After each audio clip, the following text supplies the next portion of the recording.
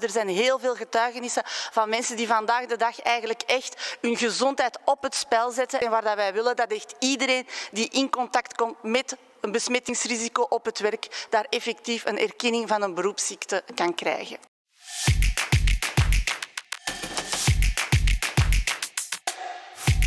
Ce matin, nous avons appris qu'un avis positif a été donné par l'Agence fédérale des risques professionnels pour élargir effectivement les critères de reconnaissance de maladies professionnelles. À l'instar de la victoire du Fonds des blouses blanches, ici c'est aussi une victoire pour les travailleurs et on voit comment une proposition du PTB avec une pression du terrain permet une avancée dans le combat pour les droits des travailleurs. C'est très important cette reconnaissance pour 3 raisons.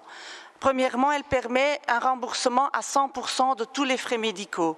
Deuxièmement, elle permet un maintien du salaire à 90%.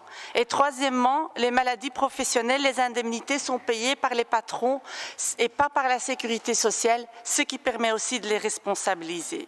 J'ai maintenant plusieurs questions à ce sujet-là. Est-ce que vous allez suivre des faits cet avis positif et est-ce que ce samedi, nous pouvons nous attendre à un arrêté royal qui va effectivement élargir les critères de reconnaissance de Covid comme maladie professionnelle? Deuxièmement, dans cet avis, nous avons vu qu'il est prévu de reconnaître le Covid comme maladie professionnelle pour les travailleurs atteints jusqu'au 18 mai. Mais il est évident que même au-delà de cette date, tant que le virus est là dans la population et sur les lieux de travail, les gens peuvent contracter le Covid en allant au travail. Et dernièrement, est-ce que vous allez vous tenir aussi à l'interprétation restrictive qui indiquerait uniquement les secteurs essentiels ou aussi tous les secteurs? En dus daar wacht ik nog op het officieel advies. Ik weet dat het een positief advies is geweest.